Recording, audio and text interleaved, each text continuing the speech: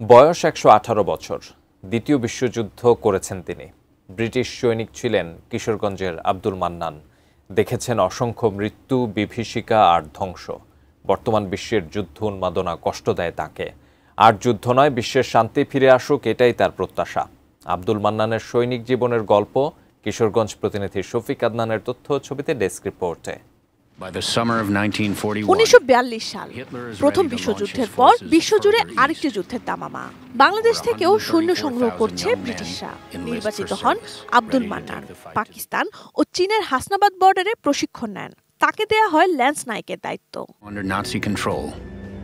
এরপর যুদ্ধজাহাজে করে তার বাহিনীকে সমুদ্রপথে পাঠানো হয় কলম্বোর দিকে। সম্মুখ যুদ্ধে জার্মানির একটি জাহাজ ডুবিয়ে দেন তারা। মাঝে মাঝে আমাদের ছাত্রকে পাঠাই ওনার কাছে এই ইতিহাস জানার জন্য। আমরা অনেক সময় ওনার কাছে যাই, অনেক এলাকার মানুষ আসে। উনি যখন এই ইতিহাসগুলো বলতে চায় তখন উনি একটা কথাই বারবার বলে যে এই যুদ্ধ আর না হোক। ইরান ইসরায়েল যুদ্ধ থমথমে পরিস্থিতি, তো এই পরিস্থিতিতে বাবা শোনার সাথে সাথেই উনি আটকে উঠে আর কি। যেহেতু উনি দ্বিতীয় বিশ্বযুদ্ধের সৈনিক ছিলেন, উনি চান না যে কোনো যুদ্ধ সংঘটিত হোক। অ্যান্টিব্যাকটেরিয়াল অ্যাডিটিভ যুক্ত সেরা ওয়াটার ট্যাঙ্ক বিশুদ্ধ পানিতে ব্যাকটেরিয়া জন্মাতে দেয় না। কিশোরগঞ্জের পাকন্দিয়া উপজেলার বড় আজলাদি গ্রামের বাসিন্দা আব্দুল মান্নান। জন্ম সনদ অনুযায়ী তার বয়স এখন ১১০ বছর, তবে তার দাবি ১১৮। অসুখ বিসুখও বাসা বেঁধেছে শরীরে। হুইল চেয়ারে চলাফেরা, স্মৃতিশক্তিও কিছুটা কমে গেছে, তবে কথায় জড়তা নেই। আমি যুদ্ধের সৈনিক, নিজে করি আইছি, দেখে আইছি, এইগুলি অ্যাডভান্স ব্রেক আমি জানি। সর্বনাশ।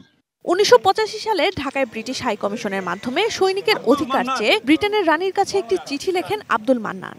এরপর থেকে ব্রিটিশ সোলজার বোর্ড থেকে সম্মানী দেওয়া হচ্ছে তাকে।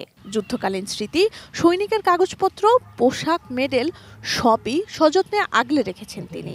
যুদ্ধ যে জিনিসটা প্র্যাকটিক্যাল, এটা জানলে এর জীবনে কত না যে আমি যুদ্ধ করবাম, আর যেন কোনো যুদ্ধ না লাগে পৃথিবীর মধ্যে, আর কোনো যুদ্ধ না হয়। দ্বিতীয় বিশ্বযুদ্ধের সৈনিক আব্দুল মান্নান বাংলাদেশের স্বাধীনতা সংগ্রামে সংগঠকের ভূমিকা পালন করেছেন। রাশিয়া ইউক্রেন, ইসরায়েল ফিলিস্তিন ও ইরান আমেরিকার যুদ্ধের কথা শুনে ব্যথিত হন। যুদ্ধ মানেই তো কেবল মৃত্যু, ধ্বংস ও কান্না।